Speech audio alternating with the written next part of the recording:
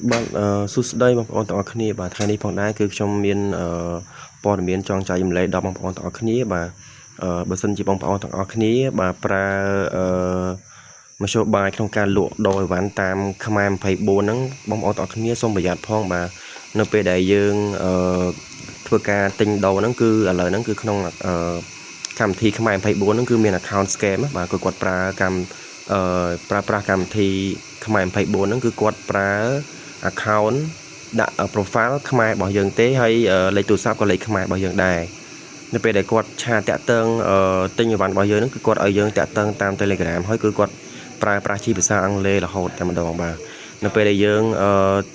តាក់ទងតាម Telegram ហ្នឹងគឺយើងព្យាយាម voice ជាភាសាខ្មែរដែរប៉ុន្តែគាត់ពួក scam ហ្នឹងគឺគេអត់និយាយខ្មែរតបមកយើងវិញទេគឺគេផ្ញើជាភាសាអង់គ្លេសមកយើងរហូតតែម្ដងហ្នឹងហើយក៏បន្តមកទៀតគឺគេបានប្រាប់ថា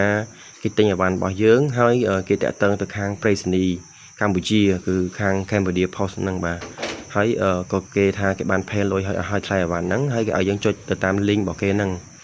ហើយដល់ពេលដែលយើងចុចទៅតាម link ហ្នឹងទៅគឺយើងត្រូវបំពេញលេខកុងធនាគារហើយនឹងវាយលេខកូដ OTP លេខកូដធនាគាររបស់យើងហ្នឹងហ្នឹងហើយអញ្ចឹងក៏នៅពេលដែលយើងវាយហើយបើតាមអ្វីដែលគេ hack ហ្នឹងគឺគេ hack យកលុយដែលយើងមាននៅក្នុង account យើងទាំងអស់ប៉ុន្តែដោយសារតែខ្ញុំមើលទៅយើងសង្ស័យក៏ខ្ញុំដាក់ account ធនាគារវិញដែលអត់មានលុយក្នុងហ្នឹងបាទនៅពេលខ្ញុំដាក់ទៅនេះគឺវាបង្ហាញបែបនេះ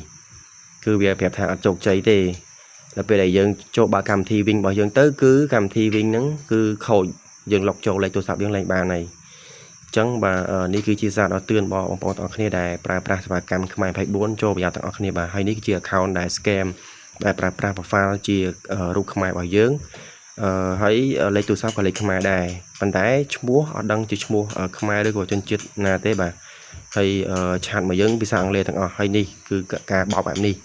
ហើយក៏ខ្ញុំបាន report ទៅខាងប្រៃសណីកម្ពុជាដែរឲ្យគាត់ជួយ take note អញ្ចឹងហើយក៏គាត់ប្រាប់ថាករណី scam អញ្ចឹងគឺមានច្រើនតែម្ដងបាទគឺគាត់ report ទៅខាងក្រសួងច្រើនដងហើយមួយទៀតគឺខាងខ្មែរ24ដែរបាទអញ្ចឹងបងប្អូនទាំងអស់គ្នាចូលប្រយ័ត្នទាំងអស់គ្នាផងដែរបាទអរគុណ